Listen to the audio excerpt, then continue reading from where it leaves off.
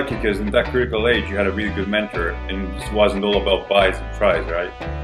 Yeah, so I think they basically said that's an afterthought. Yeah, you want them, but they're like ornaments on a Christmas tree. Mm-hmm. So you have to be headstrong enough to push ahead and believe in yourself, but at the same time, there's going to be roadblocks in your life that you're not going to be able to overcome on on your own. Dr. Stuart McGill is in a lot of people's minds, and as far as I'm concerned, it's the gospel. He's the authority on low back injury and recovery, and he's worked with the who's who in Major League Baseball. I'm sure he's worked with numerous soccer players. He's worked with the NBA, the NFL. He's worked with top tier powerlifters, Olympic lifters, track and field athletes, just everybody. He's the guy when someone has come to a dead end with their back.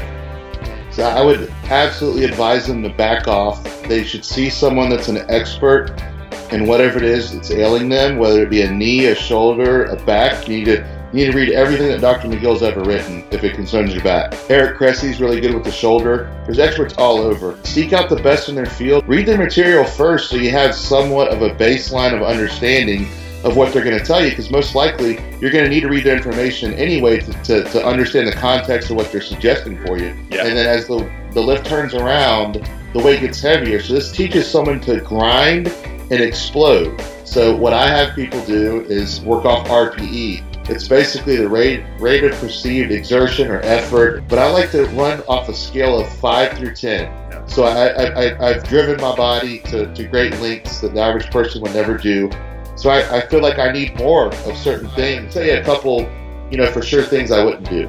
But besides this, it's really open to interpretation within reason. So hello, Brian. Welcome to BrosDoScience. It's a pleasure and honor to meet you. Thanks for having me, man. It's an honor. I have so many questions to ask because I've been following. I'm not stalking, but I'm following you for many years, and literally there are thousands of questions I want to make. Hopefully, you're patient. But before we go through all this, let people know who Brian Carroll is.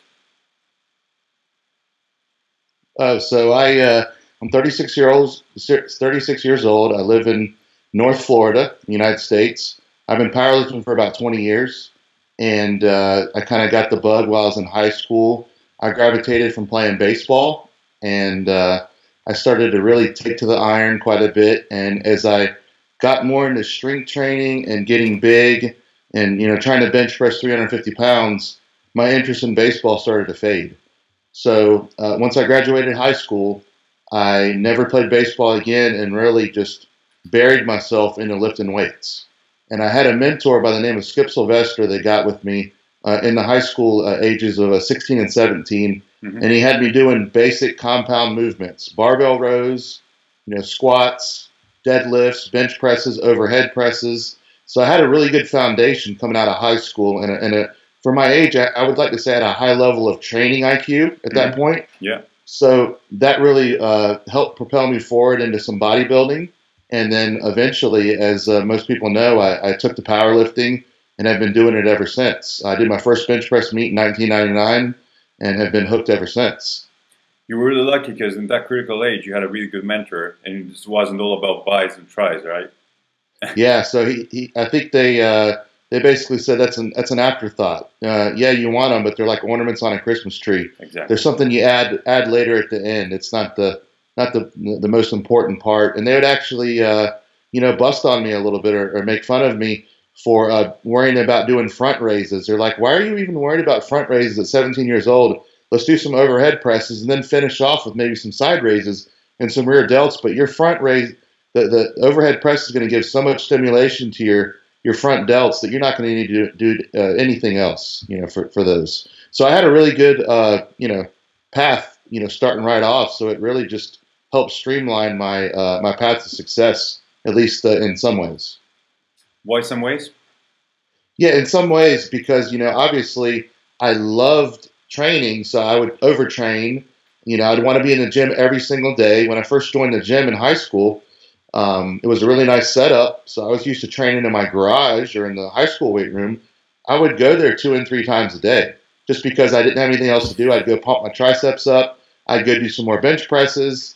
Yeah, it was definitely overkill. So we all know that the type A personality has to be harnessed and it has to be properly channeled, because that same drive that can make you great or really good at something can also be the thing that pulls you apart and undoes you. And obviously, those that have read about me and know about me know that I suffered a really big injury in my powerlifting career. And I would say that was a result of my type A personality. So remember when we had a chat a couple of weeks ago when you said about ego, and it's coming from you, especially, because I wanted to ask you about your world-class powerlifting records. Okay, I think it was your injury was in 2009, but Yep. before that you had a total of 2,751 pounds. Yes, I totaled over 2,700 pounds multiple times. And while on an obstacle course, as I was going to be a police officer at the time, I fell. In Florida, it's very humid in the summer. So the obstacle that I was trying to hurdle over was a barrier, and it was full of morning dew, so it was very slick. So as I was trying to make an impression on the people at being 275 pounds, I ran full speed and went to hurdle over it, and I slipped and landed right on my sacrum area, where my butt and my back meet, basically. And I got up, and my legs weren't working, and I finished the course. And a couple weeks later, I deadlifted my first 800 in competition and squatted my first 1,100 in competition. So obviously, I knew something was wrong with me, but I was too stubborn and bullheaded to take a couple steps back. Now, the only reason why it really didn't start debilitating me till a few years later is I did take time off between meets. So I'd take just enough time off between meets to heal up a little bit, and then my back would become flared up again as I progressed forward, eventually squatting 1,185 pounds at 275, which was the all-time world record since it's been beat with 1210, I think. But that was in 2011. So 2 years after the injury, I was still making, nice progress. But we all know that everything becomes cumulative over time. Exactly. And after a while, bad movement patterns day to day, lifting heavy weight with bad form on occasion, not enough downtime, and just being like too big for my frame, all that became cumulative. And I ended up seeing Dr. McGill in 2013 after my day-to-day life being impacted and my lift started regressing. Whoa, what's the bad ego for what changed and took all the way? Because, with your statue back in the days, and still, but back in the day where you were injured, what created that ego to just fade away? And what was the poisonous part of that? Because people should listen to that. Okay, so the ego is a good thing. It's what helps you believe in yourself and push forward no matter what. Because growing up, if you tell people you want to do something, you're going to have people always tearing it apart or saying you'll never do it. Mm-hmm. So you have to be headstrong enough to push ahead and believe in yourself. But at the same time, there's going to be roadblocks in your life that you're not going to be able to overcome on your own. So this was a turning point for me. I'd always done my own training. I created my own philosophy, 1020 Life, which is my strength training philosophy. So I had a lot of experience. I've worked with clients and trained clients all over the world. But I knew that I tried my own way with my back so many times. I was going to the doctor for spine epidurals and facet injections. I went through the physical therapy. I took time off. I tried the stretching that you see, the mobility work. Nothing had worked. And I was familiar with Dr. McGill's work.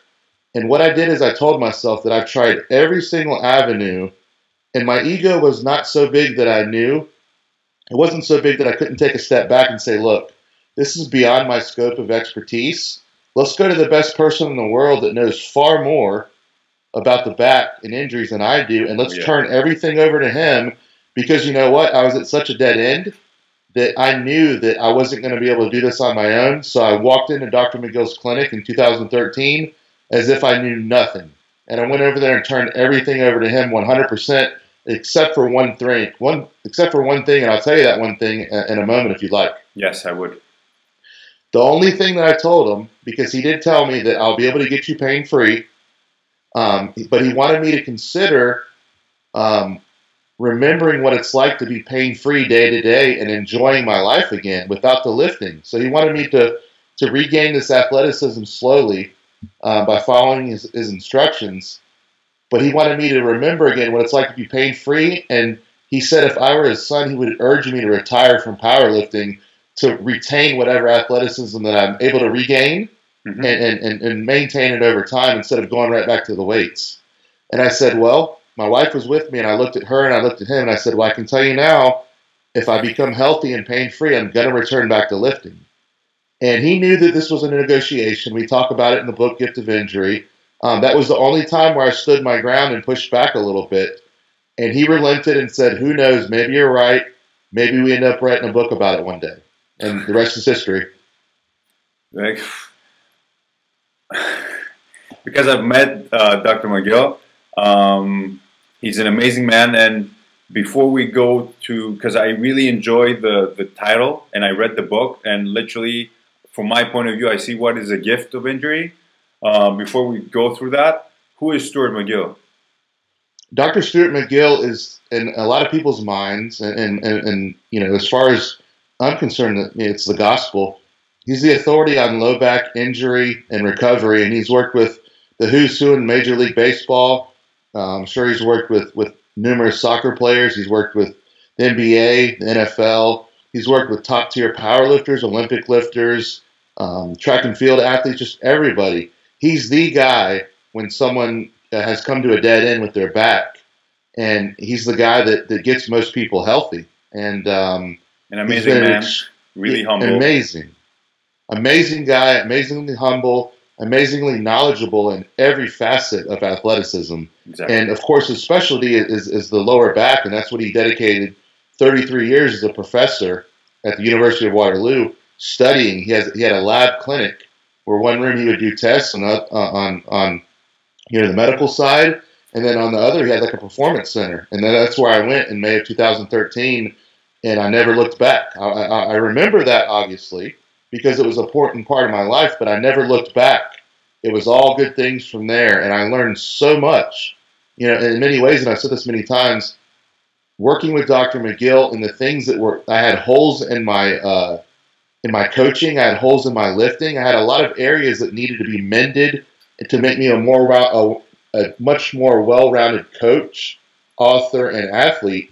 And this kind of brought me full circle and made me much more complete in every way. So that's why the injury was a gift to me. It made me aware of so many things that I had missed, so many things that I'd overlooked, or so many things that I just pushed to the side and ignored.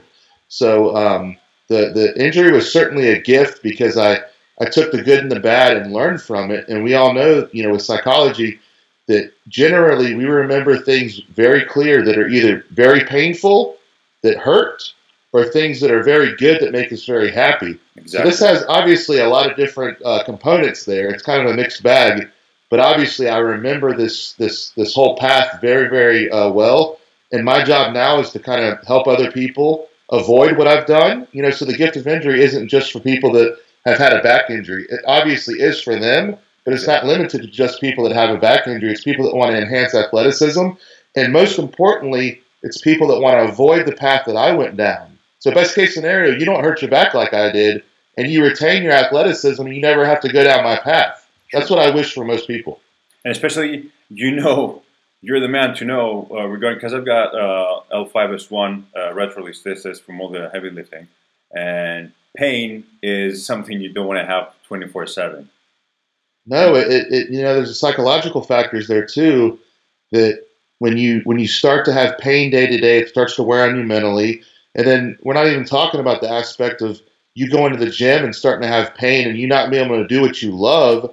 That carries over into your personal life with your husband or your wife, your boyfriend, your girlfriend, your significant other. It starts to wear on them as well. Exactly. Everything is cumulative, good or bad. And that's one of the big messages that I try to talk to people. And people think that the small things don't matter. Oh, how I moved to pick up that paper towel I dropped, or how I fill up the dog bowl with dog food doesn't matter. Everything is cumulative, good or bad. This isn't just my opinion, it's science. And exactly that's a great point, because usually people think that the method Dr. McGill uses, and what you were talking about your book, because I want to talk about the big three also, how it helped you, because you always talk about the big three, is that Dr. McGill talks about anti-flexion, and that's a mechanism. And basically, he says that, but in that not the context that people think. And Right. the mechanism you can flush, you can cough, you can bend, tie your shoes, you can feed your dog, and it can fire up. It's not because you just flexed at that point. It's because it's cumulative, as you said. So it's a bad mechanism, bad pattern that goes on, and that creates any degeneration or any problems in your lower back. Yeah, and a lot of people do like to pigeonhole McGill, saying he says never to flex your back ever, never go into flexion. No, but a lot of the time it is your pain mechanism or your injury mechanism. You have other people that are trying for a totally different goal, to be a gymnast or to try to be, I don't know, a ballerina or something totally different than powerlifting. They're going to have to get into flexion, and that's a totally different animal. But for the person that's trying to be strong and resilient, or try to power lift, or someone that does have a history of disc herniations or back pain caused by flexion, you're going to have to be aware that that is the mechanism for pain, and you need to avoid that. So a lot of people do like to pigeonhole him and just take a little bit out of context and say, exactly. Oh, you can't do this, you can't do that. Well, it just depends. It depends on your goal. No, you can't do that if you're trying to be a powerlifter or strongman, and that's your injury mechanism. You need to limit it to competition, not to day-to-day tasks that are going to use up all your athleticism. We use the money analogy because everyone immediately pays attention when you mention money. So you have withdrawals and deposits. If you don't make enough deposits in your bank account and you withdraw too much, you become bankrupt. You won't have money. You'll bounce checks. People start calling your phone, asking you where their money is. It's the same thing with your body. If you don't make enough good athletic investments in your body, after a while, your body's going to flip you the middle finger and say, no more, I'm done, and it's going to rebel. Exactly. And that's really important because that's a good segue for 1020 Life. Yep. Your book. Yes. And also, this can be transferred as a workshop or as a seminar, as I've seen you do, which is really helpful because people because powerlifting, for a great reason, has become really famous the last 5-6 years. Everybody wants to become a powerlifter. But if you can bring me through the 1020 Life, which is basically a non-brainer protocol for how you can train for me. And also, because I'm getting back from my injury now and I feel good, what would be the 1020 Life? What is the 1020 Life for you? So 1020 Life, what it stands for is 10 and 20 weeks at a time for a lifetime of positive momentum in training and in life. And what it is, it's a custom protocol for anyone that wants to strength train, and specifically if they want to power lift, it's all the better for them. But it's not just limited to people that want to actually compete. You mentioned how the barbell lifts have gotten really popular in the last 5 to 6 years, and really strongman has come on really, really big in the last couple of years. Strongman has gotten very popular. So I think, in my opinion, the reason why that and Olympic lifting and powerlifting has gotten very popular, and that's due to CrossFit. Yes. CrossFit, and I'm not going to say anything good or bad about CrossFit other than CrossFit has brought to the mainstream the fact that just because you lift a barbell, if you're a woman, it won't turn you into a man. So now on the cover of magazines, you have very good-looking females squatting, benching, deadlifting, rowing, chinning, doing all the things that we've been saying to do forever. But now that CrossFit started having the ladies do it and they look fantastic. Great impact. Now you see them doing Olympic lifting, you see them do powerlifting, and then lately you see them doing a lot of strongman competing. So it's awesome to see this. So as the fad is kind of rolling in with the barbell lifts, a lot of people are getting into powerlifting. And so I created a system that's really helpful, top to bottom. And it's a sustainable approach. It's not just about getting you strongest the fastest and then, you being, all beat up and worn out in a couple of years. It's all about a sustainable approach. And I have 5 major principles that we talk about in 1020 Life, and they're very simple. And this isn't just a template this is how you should train. I give you the principles. I give you the parameters. I teach you how to be your own coach. I give you lifting cues. I give you programming cues. I give you ideas of what you should be programming for your different weak points, because let's face it, if I give everyone a template that has the same assistance moves, 50% or so of the people will probably benefit from it, but another 25% will get an okay benefit, and the other 25 won't benefit at all. It needs to be custom to the person's leverages, injury history, and weak points. And that's the key to assistance work. It shouldn't just be a one-size-fits-all protocol. True. So I give people a weak point index in 10-20 life and basically point people in a very close direction of what they should be considering for their assistance work. That's awesome. So, and what I want to talk to you about is what you, when we first started, said I went to the gym 1, 2, 3 times. What would be a non-brainer training protocol? Yeah, so I would suggest people start off with about 4 days a week. One major day that's going to cover the squat. One major day that's going to cover the bench press and assistance work. Another day is going to cover the deadlift and its subsequent assistance work. And then one day where you do like a touch-up, and I refer to it as a fluff and buff protocol. And that's where you move fast. It's more of a bodybuilding type training day that's only about 30 minutes long. And what you do is you take much less rest in between sets. But then that makes you makes the lighter weights feel a little bit heavier, and you have to work a little bit harder. You may hit some weak points that day. You know, I like to use my fluff and buff as a touch-up day for my bench press day. So I do that bench press day on Monday, and then I do my fluff and buff day on Thursday. So I have plenty of time in between days to recover between my bench day and fluff and buff, and then turning around my fluff and buff and my bench day that comes around the next week. So again, you know, I give everyone a very good starting point. I give people parameters on how to progress. You know, I have deloads that I suggest people start off considering every third week or so. That was my next question about deload and recovery. Yeah. Yeah. So deload is something that everyone right now is either really against or they're really for. And the science directly points to the necessary light weeks for adaptations to take place. So we all know that micro tears happen, micro fractures happen in the body. That's how muscles grow, right? That's how you know, that's also how macro fractures happen in the spine. When you have too much micro stimulation or micro fractures, they turn into macro fractures over time, and that's what happened to me.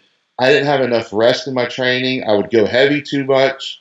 I didn't back off enough, and then, you know, occasionally I'd have loose form under load. Now, obviously, when you're lifting at 100%, you will get loose under load at times. I'm not saying that you need to have. I'm not saying that one will have perfect form every time when maxing out. Mm-hmm. The problem is this: when everything becomes cumulative and your form is bad in the gym, you're asking for trouble. So what I like to do is have people stay ahead of the wave instead of it crashing on them. Ride the wave. So every 3 or 4 weeks, I have them back off, lower their volume, lower their intensity, work on singles with perfect form, practice ingramming those perfect movement patterns, because you know what? Here's what we know. We know that you're more likely to keep good form with 50% than you are 90%. So there's no such thing as making form perfect with 90 and 100%. So that's why we want to use light weights and perfect it.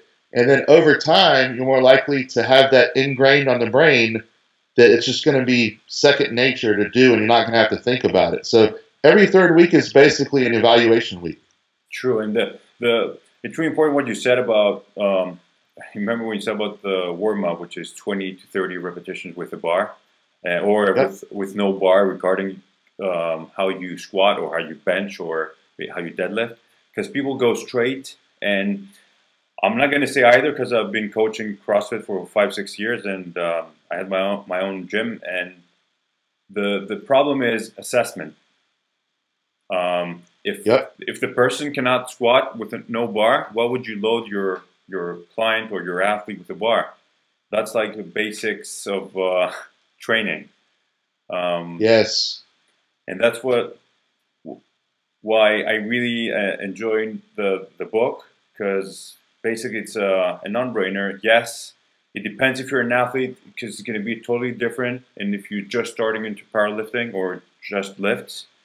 And what would you recommend a typical training method or training protocol, as we said, but for an athlete that has sometimes to step back and reschedule, or because you went through pain, and what I literally want to say, some people are like, no pain, no gain, and right. I'm not a big fan of that.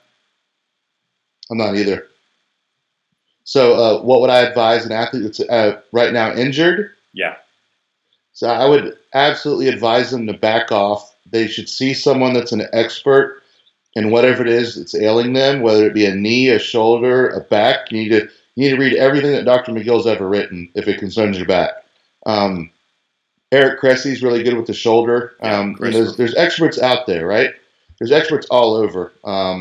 So seek out the best in their field, read their material. I think one thing that may, this is just a guess, but I think a really good starting point, if you're going to seek out help from one of these experts, read their material first so you have somewhat of a baseline of understanding of what they're going to tell you, because most likely you're going to need to read their information anyway to understand the context of what they're suggesting for you. So always, if you're going to reach out to one of these experts, be familiar with their material, not just out of respect, but for your own good, and back off. I always say err on the side of caution, and I'm not saying, be scared of the weight or scared of training or scared of practice. But if something hurts you, that's your body's way of telling you, hey, this isn't right. You need to back off a little bit. You need to recover. There's also a difference between being really hurt and being a little dinged up. But I always suggest err on the side of caution. And if your back's hurting you, and this is something that Dr. McGill said to me specifically, you're not just going to overcome nerve pain. You're not just going to override it time after time again. If that nerve is going to get more and more sensitized, right? So it's like, I tell people this, and this kind of has a couple different meanings here, but it applies here. So you have someone that has a stubbed big toe. They're always, the way they walk, their gait is causing them to stub their toe. And people want to treat the toe all the time. They want to give it injections. They want to wrap it up. They want to, give it lidocaine and help it heal up. But if they don't change their gait, they're always going to pick that scab, and that toe's never going to heal up. So you have to assess the problem. And so that's what you need to do. You don't want to just keep training. You don't want to low dysfunction like you're talking about with someone not being able to do the bar properly. You don't want to slap, 20-kilo plates on top of the already dysfunctional squat. You need to regress a lot of the time. And for the injured athlete, you need to regress. For that CrossFit athlete or that new person in powerlifting, you need to regress them back to a kettlebell squat or just an unloaded hip hinge and get that basic movement pattern ingrained, and then you can progress forward. So I think people need to have, if they get nothing else out of what I'm saying right now, understand that regressions are for a purpose. A lot of the time, you need to take that one step back to go 2 steps forward. Exactly. And the thing sometimes I usually say to some of my clients is, and that's why, because you know about strength, you did after your injury, I don't know how you did that. You did like 2,650 pounds, I think, 2017 in the Arnold, which was amazing. Regarding, I appreciate that. What happened, and I don't know what's the plan for next year, because hopefully you've got something planned. Yeah. So the thing about coming back from injury, and I just want to say this one little bit, is what I did, and I talk about this in Gift of Injury, and I've written a couple articles on it on PowerXStrength.com. But the person with the type A personality, or the person that doesn't want to take time off, they have to change their thinking. Okay, that same ego that's made them great also is what makes them hard-headed. Okay, so what they have to do is they have to do a little bit of psychology. They have to think and say, okay, I'm going to take all this effort and all this tenacity and energy that I usually put into my training and my preparation. I got to take it back and put it into my rehab now. And I have to focus and understand that if I do too much, then it could actually be counterproductive at this time. So follow instructions, put all your effort in being perfect every day, and then harness that energy into motivation and getting 100% once again, and then channel it to your competition or the field or whatever it is you have to do. But you have to take a step back and be patient and unleash it when it's time. And the problem is, a lot of people want to take 3 or 4 weeks off, and that's not enough time for a lot of people. So you have to kind of rewire some things a little bit and understand there's going to be a time to unleash all this pent-up aggression. But right now you need to focus and put it into rehab, getting better, being conscientious of what you're doing, the way you're moving, the little details of nutrition, the supplementation. You're making sure you're mentally, you might need to seek counseling. You might need to read some books. You might have to rewire some things, and people don't understand that a physical injury does affect the psychological a lot. the psychological aspect of an athlete. So you have to be ready, and it depends on how bad do you want it. And that's a cheesy thing to say, but how bad do you want to be healthy? Well, that means sometimes you have to back off. And what I always say is insanity is doing the same thing over and over again and waiting something to change. So by not changing a thing and keep on doing the same thing, it's not going to become any better. Yep, I totally agree, man. It takes a special person to be able to back off, give yourself permission, time to heal, and then when it's time, when you have that green light, or when you get the thumbs up, okay, then you harness patiently into progressions back to where you want to go, regressions and progressions. Exactly. Regarding strength, just because it's a myth about regarding, big muscles being strength. Can you talk to me about how you literally got stronger with all the neuroadaptations and basically training your nervous system regarding that? Not only after your injury, but I've seen a couple of videos with you and Dr. McGill, and I've seen some of your the things you talked on your book. And can you just tell me, because I know it's a big subject, but how can we become stronger by basically using our nervous system? Yeah, so unleashing that beast on competition day is all about priming your body. It's not about going all out every single day in the gym. It's not about building the biggest muscles you can build, because we see a lot of bodybuilders that are way bigger and look a lot bigger than the top powerlifters in the world, but they would obviously not beat them in a powerlifting meet. Now, Ronnie Coleman or Stan Efferding are exceptions to that rule. We don't take the 0.1% and make it the rule. That's the exception to the rule, and you have exceptions across the board everywhere. But as powerlifters, it's not just about the biggest muscle. It's not just about the biggest guy. It's about leverages. It's about speed.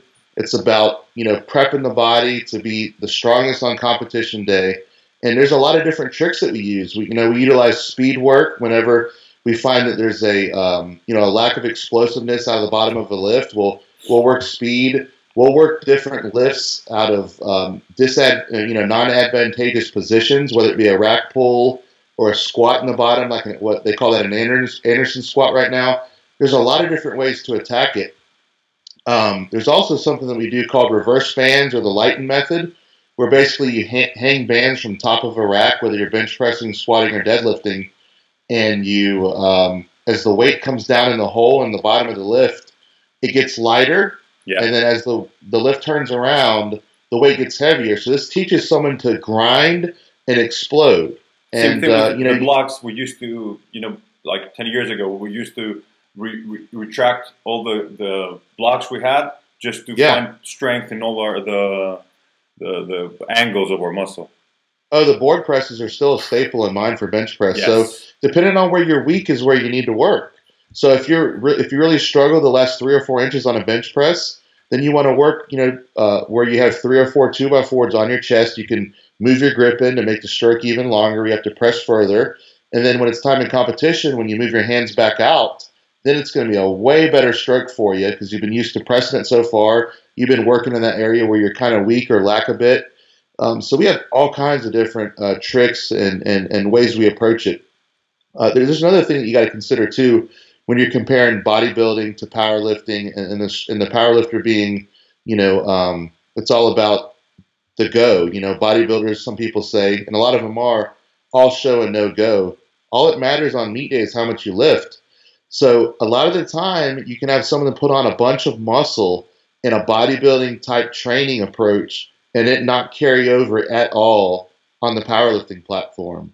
So it isn't just about having muscle in places that may or may not carry over. It's about the complete package. And we do know that powerlifting is about weight classes. True. So if you're only going to gain 10 pounds on your bench press, but you gain 20 pounds of body weight, that's not a very good trade-off. So again, it's so much about the neural preparation. It's about being able to summon that strength in one rep. It's about wrapping your mind about harnessing all that power into one perfect rep. Whereas a bodybuilder, they're slower, more grindy, squeezing for 10, 15, 20 reps.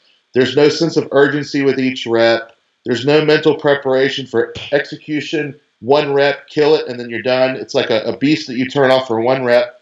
And this is what you practice. And, you talked about the videos on YouTube with the neuromuscular priming. A nice bark, a yell, or a stomp wakes up the neurological system, and it gets you into a fight or flight mode. So I'm not saying, yeah, and you practice this in training. You don't want to just say, okay, here I am going for my biggest lift ever in a competition and say, hey, guy, hit me. No, you need to be, you need to understand that some people may not respond well to being hit. It may take them away from their focus, or it may make them mad and really focus. So this is something that you experiment with.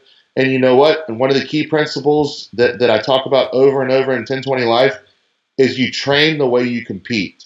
So if you're really trying to compete in powerlifting, when you're peaking for that meet, you need to have everything that you can control under control and as close to the meet setting as possible. So if you like to get a slap for your big lift to help you get in the zone, then you need to get that slap by that same person. If you like to be left alone and not talked to and you have earbuds in your ears, then that's what you do in practice and in competition.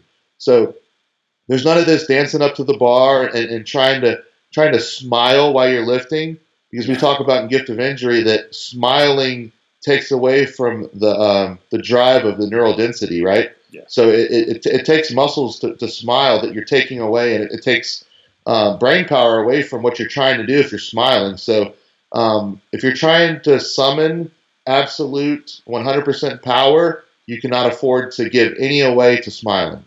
You can smile after when you win. Winning is fun. Training to a lot of people is not fun. I don't know if you've seen the Netflix documentary with Usain Bolt. Yes. Okay. Did you see how much he struggled towards the end of his career to stay focused and train? And you saw that he got injured, playing around at the bar. Yeah. And he was kind of, for a while, questioning whether he wanted it bad enough, because he wanted to be a normal dude. He wanted to get back to having a life and not being this, this guy that has so much pressure on his shoulders. And but at the end of the day, Justin Gatlin pissed him off enough where he said, "I don't care what I have to do. I want to win." And that's what kept his eye on the prize at the end, because he hated the process. I don't think anyone could come away from that documentary and say he really enjoyed his training the last 2 years of his career. No, if he did, that wasn't training. Right. And that's why I always say, one is that documentary with Usain Bolt, and the other one is Pumping Iron. When people ask me how to train, I'm like, watch that movie, because it's not all about, butterflies, rainbows, and unicorns. It's tough, and you know it better. Training is tough, and you've got to embrace the process. I don't want to say you have to always enjoy it, because it's pretty brutal, especially when you, again, like I talked about earlier, the process of coming back from a severe injury that's not fun, but you learn to embrace it, because you learn so much, and during the process, you learn a lot about yourself mentally and physically, what you can overcome. You get harder, you get more tough, you get mentally stronger during that time. But it's not always smiles and rainbows, man. There's a lot of tough stuff you have to deal. Even when you're very successful, you have to continually put in that work. And as the bar raises, so do the expectations of the people around you. And you've got to always get better. And even if it's just 0.5% with your form, or a little fraction of a percent with your mental game, everything has to evolve and move forward. Otherwise, you will regress. And with regression, sometimes injury comes with that. So you always want to control what you can control. When you're top level, I think it becomes more and more stressful as you're up there, because either you want to keep it, and then you're always, and that's my other question regarding the stress of the injury, if you have it in mind, or it's just something way back that you don't think about it anymore. I will never forget where I came from, how broken I was, mentally and physically, and just so many dead ends on my own, of trying to find a cure. So in that respect, I'll never forget.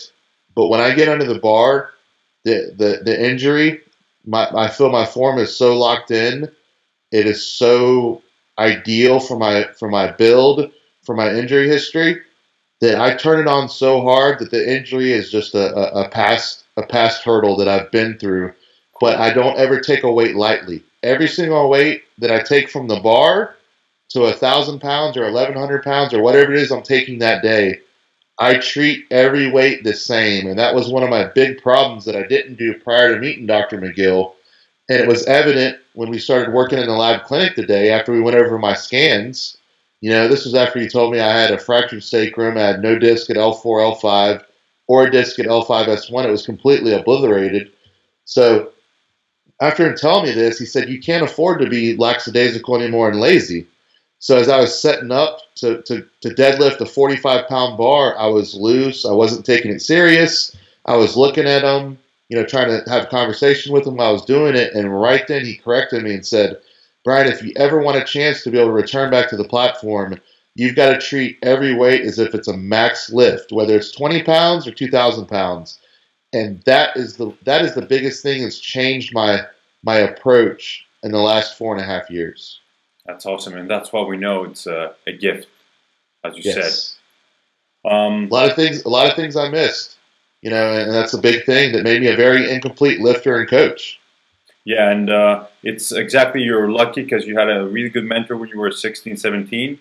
And then after your injury, you had another mentor that helped you to become more mature coach. Because basically, whatever happens in our training life, in our secret life, it's what makes us what we're today, huh?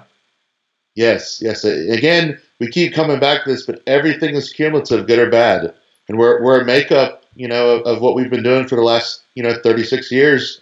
And man, some choices we make are very bad, and they come back to get us. And then it's also nice to see when we make good choices and improve as a person, and we reap the rewards for that. True. That's the awesome part, because that's why I enjoyed Brett Bartholomew's book about conscious coaching, because he said the aspect that nobody said about arguing the psychology aspect of an athlete and of the psychology part of a coach, which is really important to combine everything with that aspect too. And you're saying, because you said about counseling after an injury and all this, and people take that lightly, and I think they should, think about it more. If they don't want to, you can just read a book. They can do a lot of things regarding that. They can get help. So Brett's subtitle is the Art of Buy-In or something like that. And I haven't read the book, but I want to read the book. And I've heard nothing but awesome things. Is it something you're reading? Yeah, it's he's done amazing work, and the good thing is he had also lots of difficulties, and that's why this book came out, and that's why like you, that's the important part of a person when he goes through a really tough time and he puts it out, so people see it as a as a beacon that they can avoid any bad situations. And I really thank you for that, because I had the problem with my injury. I thought everything was over. And after meeting Stuart McGill and after reading your book, everything's becoming better for me to start getting back on my training. And it all starts in the mind. Yes. Just like every muscular movement starts in the brain, Exactly. Everything starts there quick. And you talked about, one of the differences between, a bodybuilder and a power lifter, or summoning that strength into one lift. It all starts right here. Exactly. Mentally. One lift and you're done. Killer instinct, and you go and get it. Everything starts in the mind. So surrounding yourself with positive people, reading good material like Brett's book, like Stu and I's book, me and Stu's book. At the end of the day, you are who you surround yourself with. That's really awesome. And I know how you're busy. I just want to ask regarding training, before we go tell me about power rack strength and the future plans, is, first of all, I don't want to say intensity, but I want to say volume first. Are you a big fan of volume? Are you both intensity and volume? Are you more regarding just plain training? What's your take on that? Good question. So I talked earlier about the 5 main principles that I hit on with my book. Phases of training, which is going to answer that question. A comprehensive and proper warm-up. Every person's warm-up is going to be similar, but it's going to be different depending on their injury history, their needs, what they're doing that day, et cetera, so on and so forth. Form is a huge component. That's one big part of 1020 life, is having good form. especially knowing what I've been through and locking in form. Form is something you can control.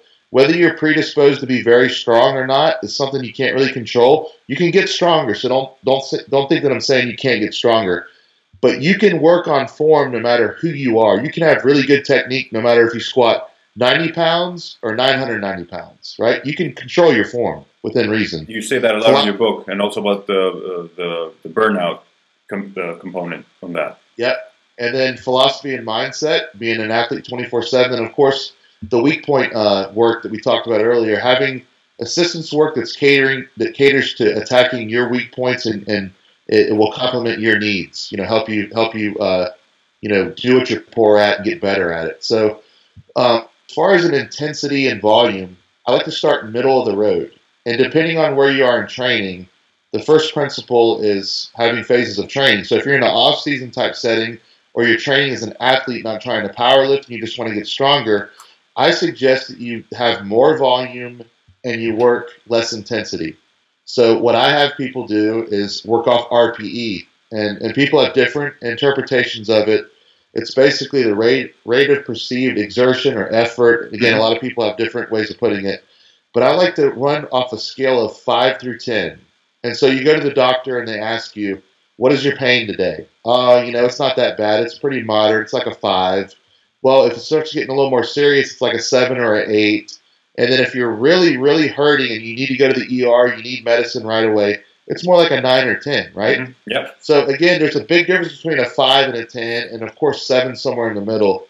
So I always suggest people start and have their lion's share of their work in the off season around a 6 or a 7 RPE. So again, for some people it's going to be hard to kind of determine. It's going to be a work in progress for them. But I like to have people work in the off season off RPE because things are going to change a lot. If you're a competitive powerlifter for the off season, you're going to travel more. You're going to be doing the things that you're going to try to avoid doing when you're peaking for a competition, like whether it be vacation in Jamaica, or you're going to get married, or you're going to have a kid, right? So there's a lot of different things that if you're trying to be a somewhat balanced powerlifter, you'll try to take care of these things in the off season. So for instance, me and my wife are getting ready to go to North Carolina in the mountains to have a vacation. Well, ideally, I wouldn't do this 2 weeks before my competition, right? Sure. So I'm doing this now when I'm more flexible in training. Maybe I go to a gym that's really good in North Carolina. Maybe I go to one that's terrible, and what feels like 700 pounds actually feels like 1,000 pounds. So this is a way to scale it on the way the effort feels for that day. So what you go off for RPE is what you're capable of that day. Yes. So maybe some days a 10 for me is 1,200 pounds. Maybe some days when I'm traveling and I'm a little hungover, it might be 1,000 pounds. That's a big fluctuation of 20% or whatever it ends up being that a normal person will have day to day depending on stressors in their life. Maybe they're a little beat up. Maybe they're tired. Maybe they're depressed. There's a lot of things that go along with that. So in an off-season type setting, I advise them to work on a lower intensity, higher volume, attack your weak points, and then when they're peaking for competition, as I illustrate in 1020 Life, I would work off percentages of your best lift, and then you're going to work lower reps, lower volume, higher intensity. So for off-season, it might be sets of 5, 4, and 3, and then pre-contest would be sets of 3, 2, and 1. And again, it's going to ride the wave with the deloads every third week, and it's going to taper somewhere in the middle of the pre-contest, and then you're going to kind of coast in by taking a couple around 90% and then going to the meet, hopefully carrying over that positive momentum and that CNS stimulation that you've built up to peak on that meet day. Yeah, you say that a lot in your book on the second, third chapter, basically, regarding that. Nutrition, the important part, the supplements. If you could put it in a pyramid, structurally, how would you approach that?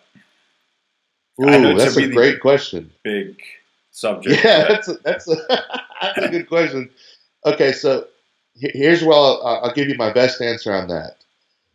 It's going to depend on a lot of your genetics, right? Some people can get away with eating like garbage, right? And they look great. You're like, oh, I hate you. They're walking around after being at the bar all weekend. They're at the beach, and they look like they literally just left the gym. But what you don't know is they did drugs all night, they drank all night, and they still haven't eaten for 2 days, and they just look better than you. There's some things that you just kind of shake your head at and just wonder why you weren't gifted more, right? Well, after a while, that same person that's been getting away with it will not be able to get away with it like that. So for some things that seem like a blessing to certain people, it may not be. That might be a hard gainer that can never get strong enough or put on the size that you've been able to do your whole life. So I think nutrition is important. And, vitamins and supplements are very controversial now. You have studies coming out all the time where people say, oh, BCAAs are useless. BCAAs do have some use. Whey protein is good. No, casein hydrolysate. It's always back and forth. And then you have some people that say a multivitamin is actually counterproductive. I don't know. What I do know is I like to take a high-quality multivitamin. I take one called Primer. It's made by Magnum. It's a very good quality multivitamin a day. I'll supplement some extra fish oil, 4 or 5 grams a day. I'll take some vitamin C. I'll take some D12. But I've never come back deficient in any of my vitamins. I get blood work every 6 months. My blood work is very good, fortunately. So I can't say for sure that I actually need these vitamins that I take. But I do that to cover my bases because I wouldn't consider myself an average Joe. No. So I've driven my body to great lengths that the average person would never do. So I feel like I need more of certain things. Like I said, the vitamin C because, I push my body, I'm more likely to get sick. So that's good to boost immunity. The D12 basically helps everything function in your body according to a lot of research. Yes. And, of course, the multivitamin, the fish oil for the good fats and the joint health and, the heart health and all that stuff. But as far as making a pyramid, I wouldn't be able to do that with a good conscience because I don't know. I don't know exactly how this should look because it's so controversial. I do know that good nutrition is important. If you eat a very high inflammatory diet where you eat nothing but junk food, eventually your body's going to say, screw you. Your joints are going to hurt. Your bad cholesterol is going to go through the roof. Your good cholesterol is going to suffer. You might end up having some heart disease if you eat really bad. But what I advise everyone do, if they're very serious about performance, is eat what you need within reason. So I'm not going to say you need all carbohydrates or all fat or a ton of protein. I only eat, and it's been this way and very consistent throughout my athletic, if you want to call it athletic, career being a powerlifter. It depends on who you ask, right? I've never eaten over 200 grams of protein consistently ever in 20 years. I've never done it. I've never bought into the fact that, you need X amount per pound of lean body mass or et cetera. You've seen studies all the time. You can't assimilate this much protein at a time. You can't take in this much protein per day. Your body, doesn't use it this way. It uses it that way. And, some of the latest research shows an insulin spike with too much protein. So yeah, I don't really, sometimes you just kind of wonder what the hell is good for you, right? Because you can read a paper that says amazing things, then you read another one, and then you read another one. Regarding protein, like in Florida, there's an amazing man and an amazing professor and a friend, Dr. Jose Antonio, who did a lot of work regarding that. What he always says is he's a big fan of protein, and we all are. But he says because people thought bone density goes down, you might have problems with your kidneys, whatever. But he did that in a longitudinal study that came out 6-7 months ago, and saying no, this cannot happen. But also you cannot follow RDA, which is like 0.8 per kilo or whatever. Just keep it balanced regarding your all day training and living, as you said. Yeah, so I sum it up like this. Like diet and supplementation, it's akin to training. You need just enough. How much is enough? It depends. Have a baseline where you start somewhere, just like with your diet, just like with your training, your volume, your intensity, your sets and reps. Start somewhere. If it's working for you, don't change it. And then if it's too much, you show signs of, you're getting fatter or bloated or overtrained. That would mean you need to scale back. Maybe your carbs are fat a little bit. Scale back your volume and training, and then adjust from there. So don't just change everything and throw the baby out with the bathwater. Little changes over time, I think, is what makes someone have the ability to have longevity in sport. It isn't just changing. We see people all the time I'm doing this program, I'm doing this diet, I'm working with this coach, I'm following this method, and they never make progress. Because they're not consistent. Because, yes, so it isn't always just about having the perfect diet or running 10-20 life or getting with the perfect doctor. A lot of the time it's just not changing everything at once. It's just giving it enough time to work or not, and then making small adjustments. Excellent point. Excellent point. Thank you for that. Power rack strength. Yeah. Tell me about it.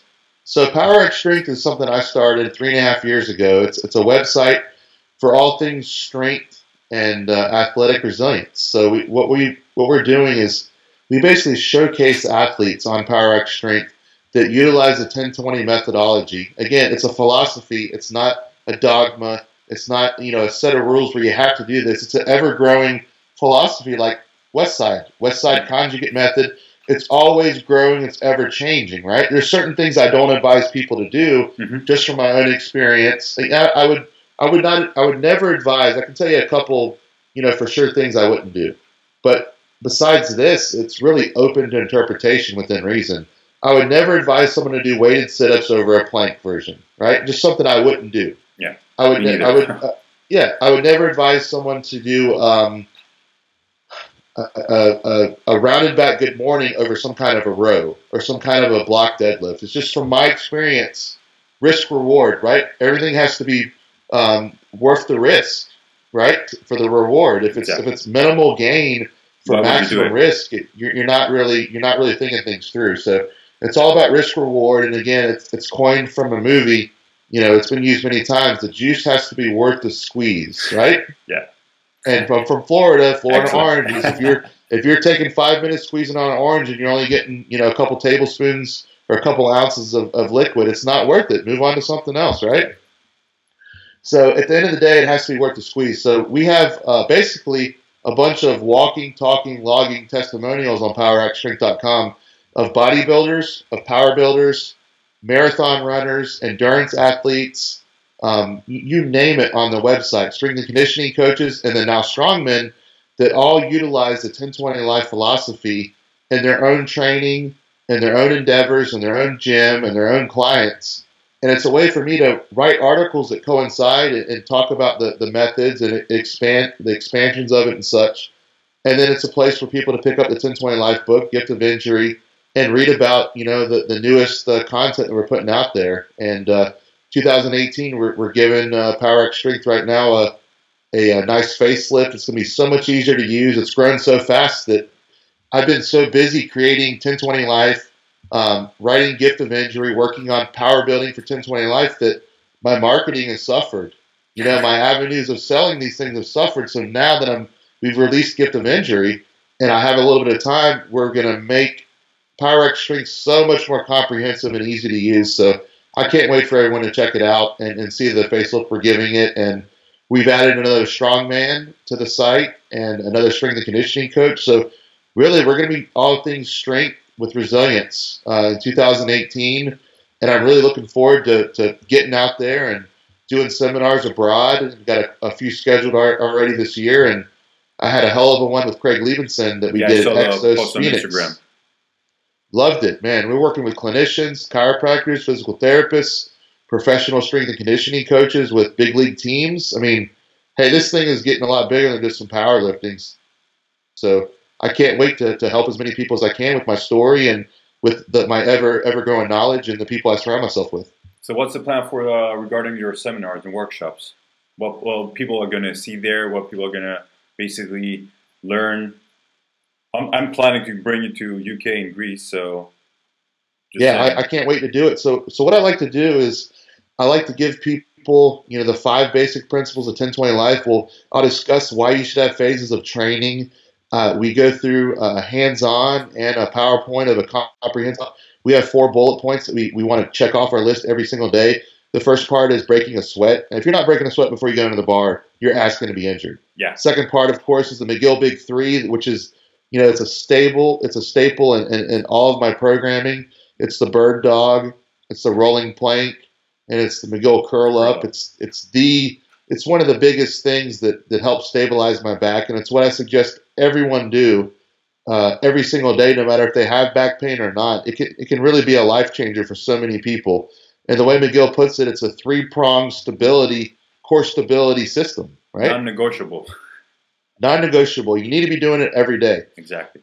So we'll be covering the warm-up and how to do that. The second part being the McGill Big 3, the third part being a specialized movement for the day.